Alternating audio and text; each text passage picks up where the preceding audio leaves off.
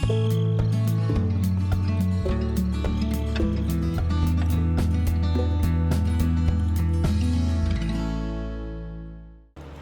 everyone, welcome to Gelvin Valley Farming Simulator 15. We are harvesting barley clear up here or down here, southwest portion of the map, field 42. And our humble little tractor here is making its way back to the field to pick up crop. It's a fairly long distance, and I sometimes wonder if we have lots of needs on this farm. But it's a long ways to haul, one of the longest distances that we have here in our fields, and it's just quite a stretch with this little trailer, but he's game, he's working. We have out here in the field our combine patiently waiting for courseplay to do its thing. I think it'll come through. Yeah, we can see our tractor coming, so it'll be here in a moment to catch the offload.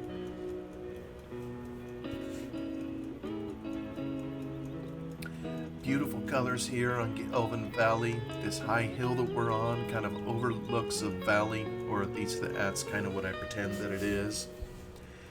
The map author chose to put it down quite a distance, so it definitely has the feel of us being on some high hill.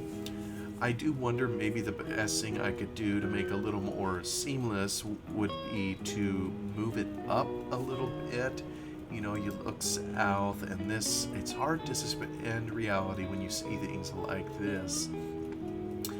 But maybe we just assume there's a sheer cliff over there too. I don't know. Anyway, hopefully, like I say, course play will behave, and we'll have our combine ready to go again. It's 6:23 in the evening, and we are still finding things to harvest. And we have, let's see here, we have field 32, 37, 38, and 8, and maybe also 1 and 2. I can't remember. I don't think we did those harvests, so we still got a fair amount to do, and we're running out of daylight. Oh yeah, I was gonna say, now we no longer have field number 20, 19, 17, let's see, 26, 39, and 40. Again, I don't know how we got ownership of those again. In the past, we had them, we sold them, to afford the things that we currently have. And yeah, I have no idea how the game suddenly gave them back to us, but it did. So I went into the save game files in the XML and I just bleeped them out. It's just a simple toggle in there. It indicates ownership of a field, true, false, and it's real simple to turn it to false. Of course, it'd be real simple to put true on all the others too, so we own everything. But we're trying not to cheat too awful much in here. Alright, it's going to make a steep climb of this hill. We're going to go by the tree that we kind of cut around last time, so I think it'll do alright. And the last time that we did this field, I think we ended up leaving a small section of crop up here, so we'll try to avoid that this time around. In our trusty little, I just love this combine, which levels itself with the conditions of the hills.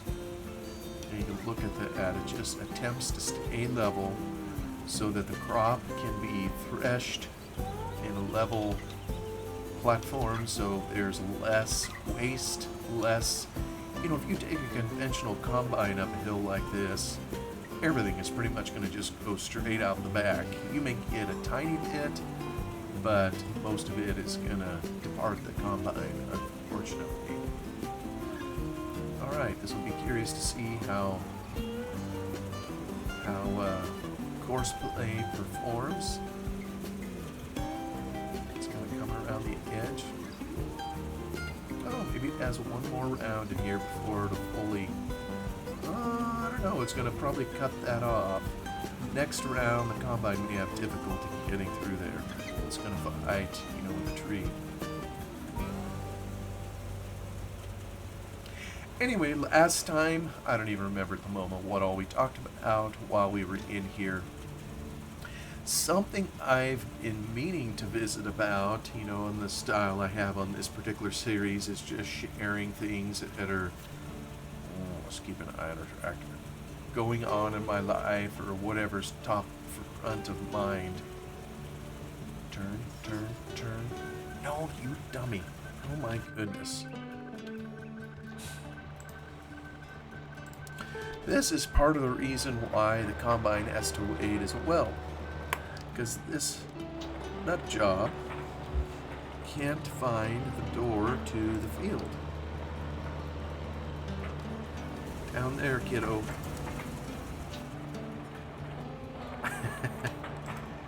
Good old course play. Alright, I think it'll do what it needs to do.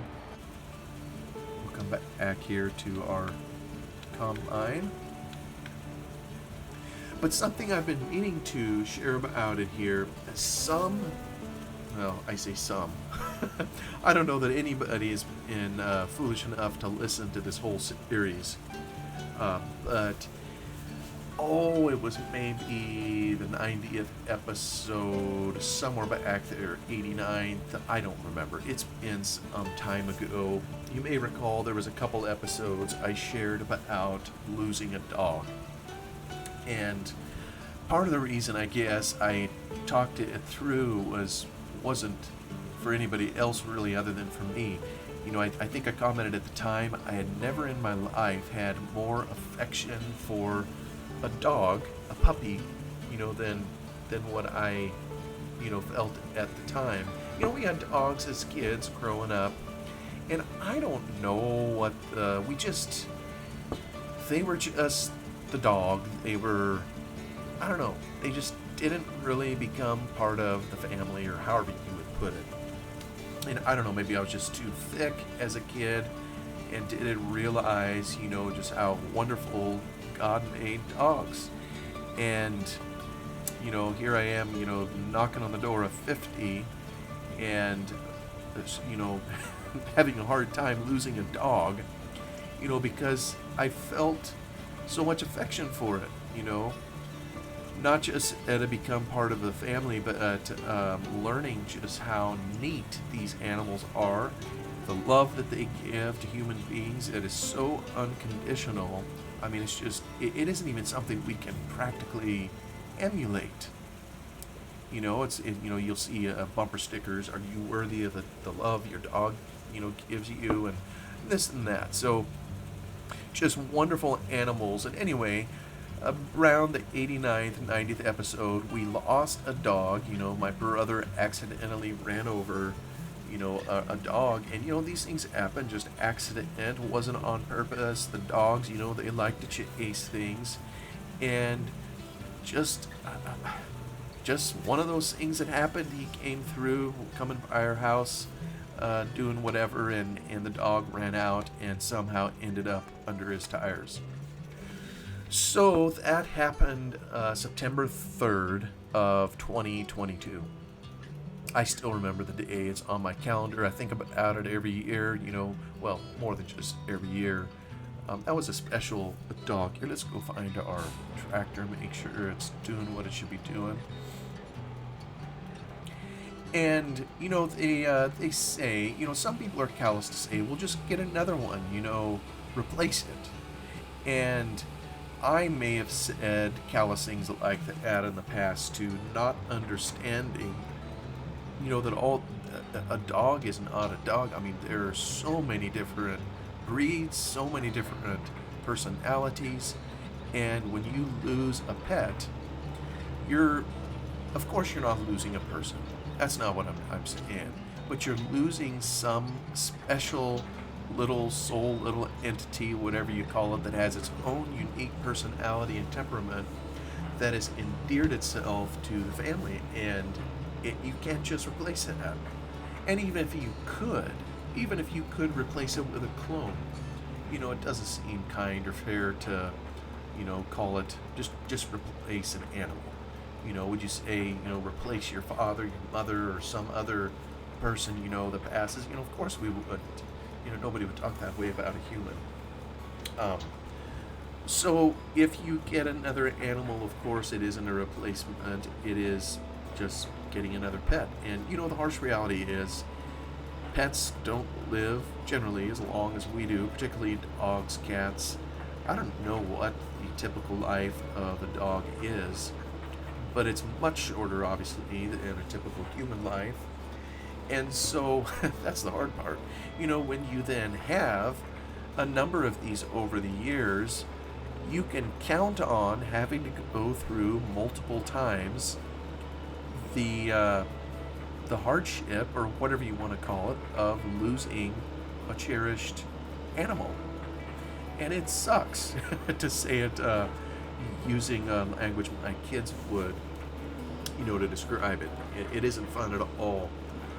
But, okay, so after September 3rd of 22, it's kind of a rotten fall. Basically grieving the loss of a little animal that we had, that we enjoyed. Well, my wife and I were talking, there for a few years we had one dog. This is years ago when our kids were younger. It was a chocolate lab named Tucker.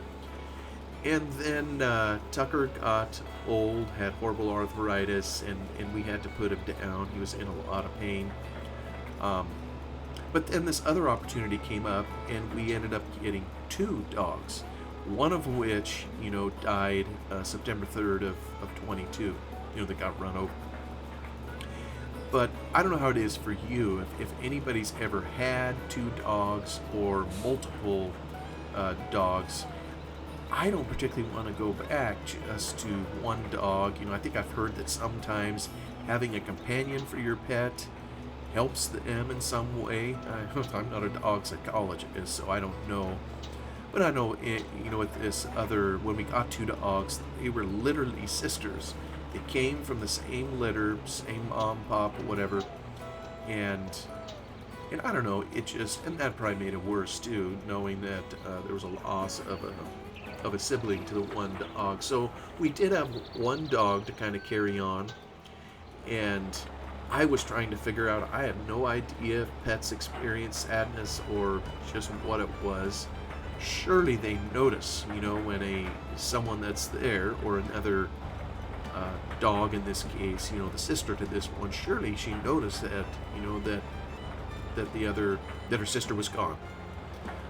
But just how they process that, I have no idea. But here in the fall of 22, it was getting towards December, and after a pet dies and you go through that, you make comments like never again, because you don't want to hurt again. But that's no way to live life either. And my wife and I were just talking, and we didn't tell our boys about it or anything, but we started looking for another dog. Just so, because we were used to having two dogs, and we just wanted another one around for, I can't explain it other than having seen what it's like, with two dogs and the dynamic that creates between them and with the family. I don't think I would go back to just having one dog. That's just my opinion. But anyway, my wife finally located, and I gotta say, maybe I've expressed it before, I am really fond of the black lab puppies, dogs. I don't know why. I've loved them my whole life. I just like that particular breed. Other dogs are fine, they're great, but we kind of set out to look for the lab, particularly a black lab. And we ended up finding some really close to our home. This was in December, so it was cold out, and I think it was Christmas Eve when we went to get the little puppy. And there was snow out.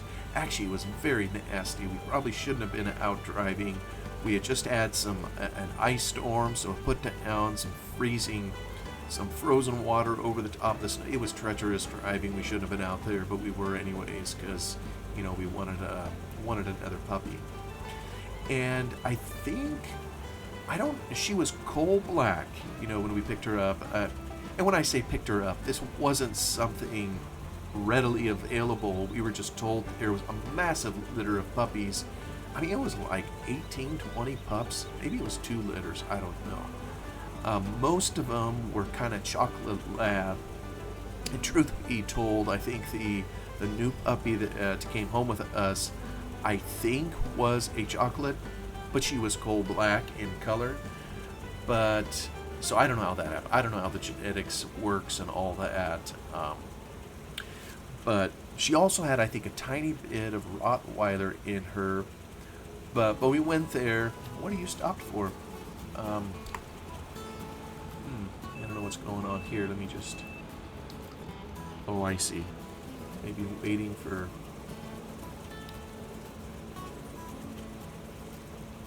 Waiting for the tractor to show up. Come on, tractor. Come on. Take the grain. But it was close enough, to what we wanted. And, I'll never forget going there with my wife, and thinking ahead also for our boys, with this being a family pet that we wanted to have for them as well. The people came with, oops, now why isn't this achievement unlocked? Yeah, whatever. Alright, finally it's letting me turn my, oh my goodness, look at that tractor go in between all those. I better watch him, he's gonna surely crack it up, go the wrong way. What are you doing, dude? The door is way down there. No, not there. Down here. Yeah, I think it gets confused with the bulge in the field. There we go. But the owners of this place, I say this place, it was a couple, I don't know what was going on. They brought, it was kind of funny, in a wash basket, I don't know how many puppies. Definitely not 18 to 20 of them. There was maybe 8 or so. Most of them chocolates. There was a couple black ones that were in there. And my wife fell in love with the tiniest puppy that was there. And that's the one that we took home, to our boys. And, people who sell dogs, and I don't remember what we paid for this one. Well, I guess I do. It doesn't matter. But I think they misrepresented how old the puppy was. I really believe, in retrospect, it was taken from its mother way too soon. Because when we got it home, we assumed it was already, weaned and, ready for solid food. And we found out real quick, that it couldn't handle solid food. We gave it some milk, and boy, did she mow that down.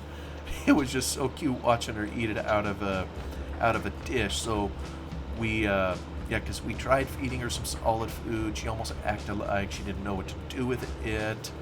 And I almost think her body didn't process it very well.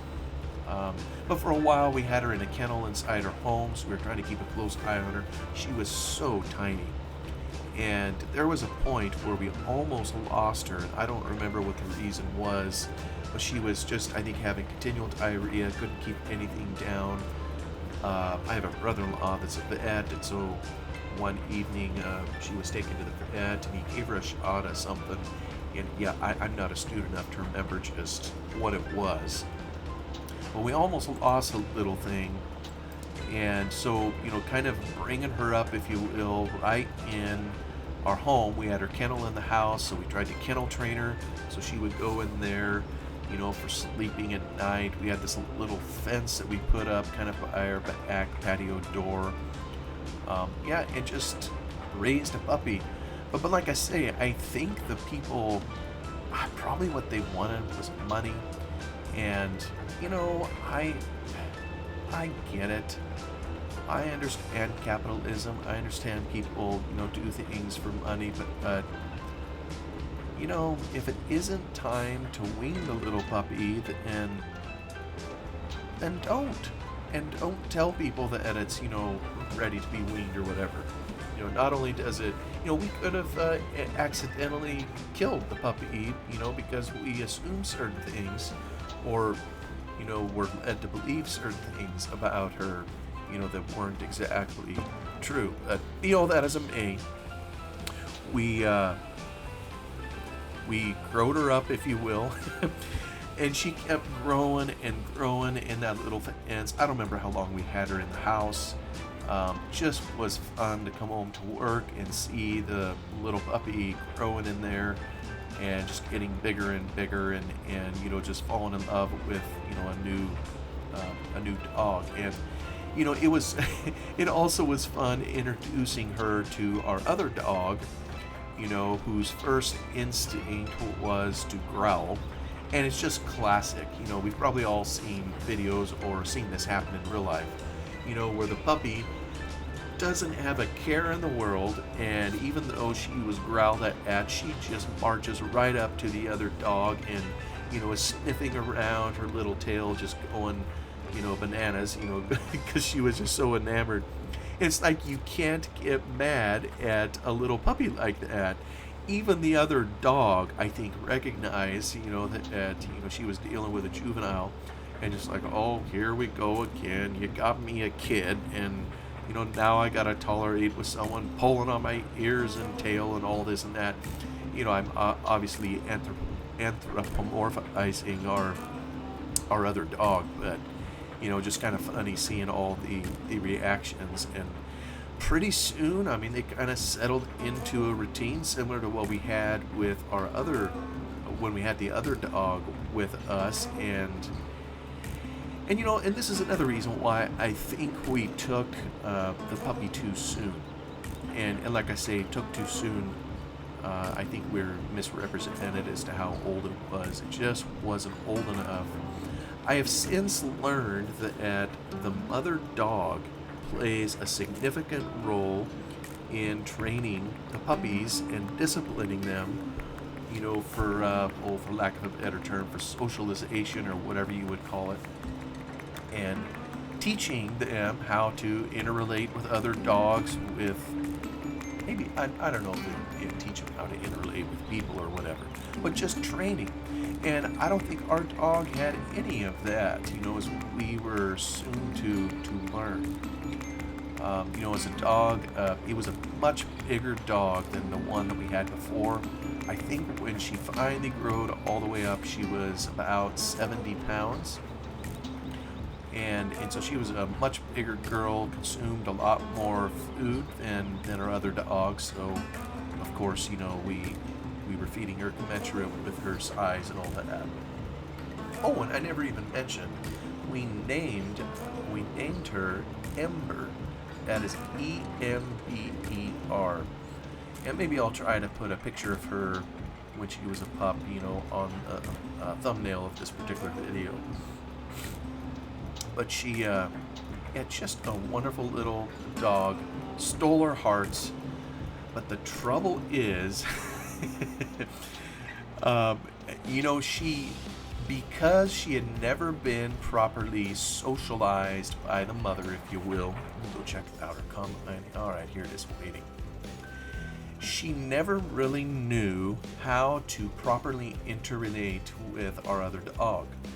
So she was typically boisterous, maybe to someone not understanding dogs, they would say it maybe looked a little like bullying or whatever.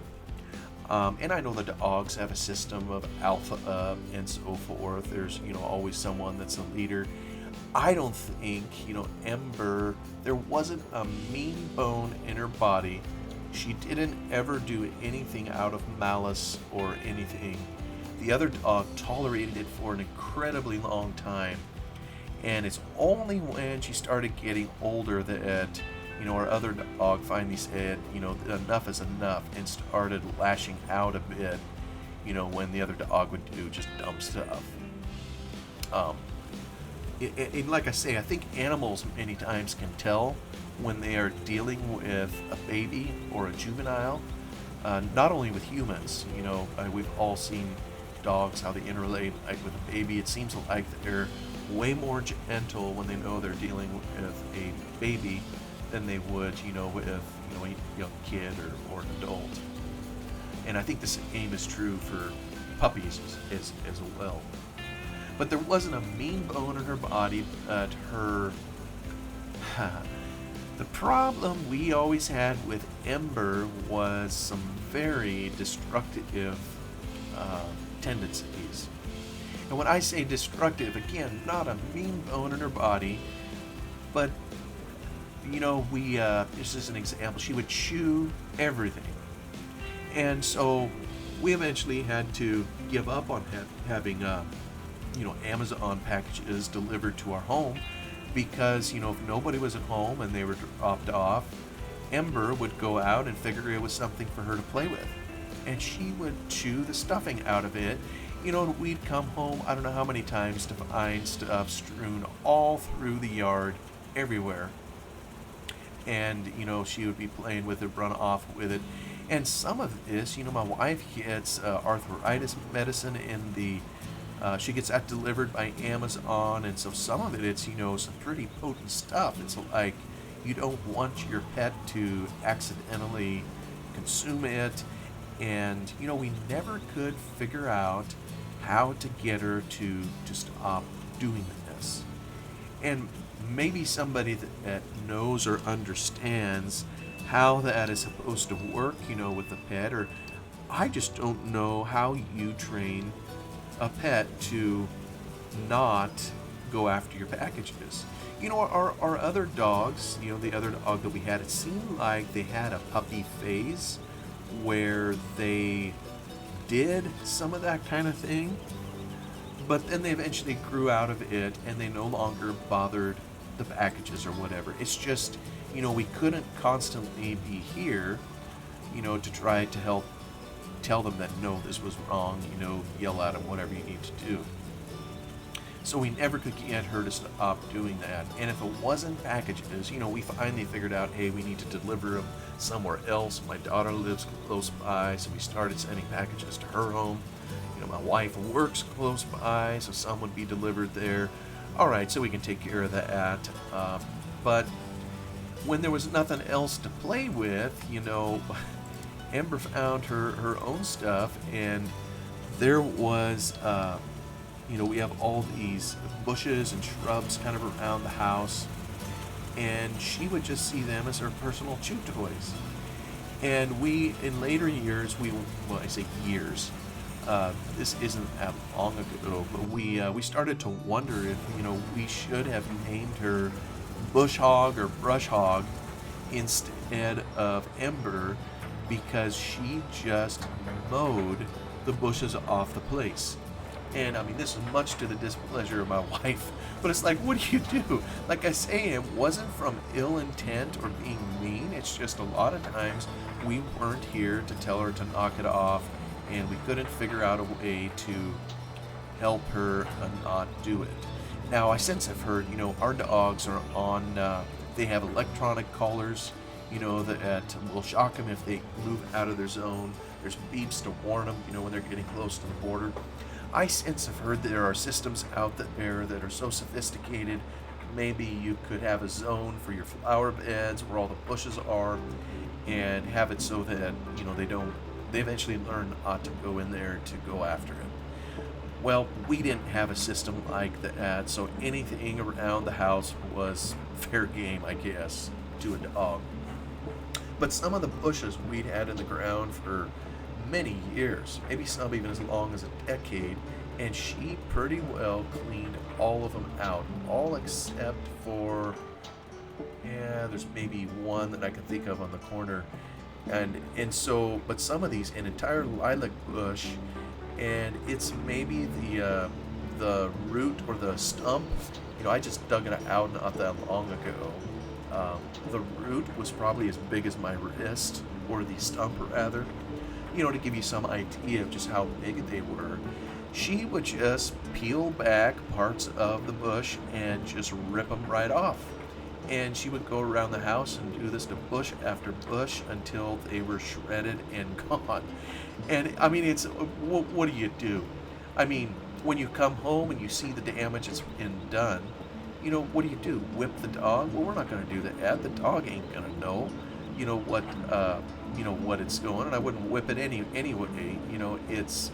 We just weren't able to figure out how to train her, not to do those things. So we had a lot of destruction happen. But kind of as it may be. Now we got her Christmas Eve of 22 and brought her up. Like I say, she was 70 pounds, dog. Some of the endearing things that she would do, she would fetch. She didn't always give it back to you, but she would fetch. Oh, there goes the bell. I mean, we're going to have to continue this in another episode. So you would throw something out there, she would go get it till she got tired of it and then just sit there. I think she loved fetching it, but I think she also loved when you would come and try to take it away from her because it was all a game. So there'd be that going on. I loved coming home and playing tug of war with her. It was just hilarious. We have this rope, and you'd come home and she would just tug on one end of it, and she would get strong. Like I say, she was 70 pounds. I know my wife, eventually said that she was too strong. She could no longer play tug of war with her because she would just pull her over if she let her. And she just had strength for doing it longer than my wife could. So I mean, there were things like that, and playing with her. She just was a fun-loving dog to have around the place. Like I say, not a mean bone in her body. Definitely not a replacement for Ebony, who died kind of that same fall. Then we waited a couple of months, to get Ember. But definitely a wonderful addition to the family. And yeah, it's. I guess we all process it in different ways. When we have a pet that departs sooner than we would prefer, but such is life, and we all deal with it in different ways. And this is kind of when we lost one dog, as we picked up another one to be part of our family here, just sharing a little bit of that. And I'm sure anybody listening that has owned pets before well understands that whole dynamic and what that's like to go through the loss. Oh, there goes a pet. Boom. To go through the loss and then the puppy phase of getting another dog on the place. I mean, you just have to channel the most patience you can muster up. But anyway, we are past our time on this one. Thank you so much for coming along to watch and listen a little bit. Hope you're having a wonderful day, and I will see you on the next one. Goodbye.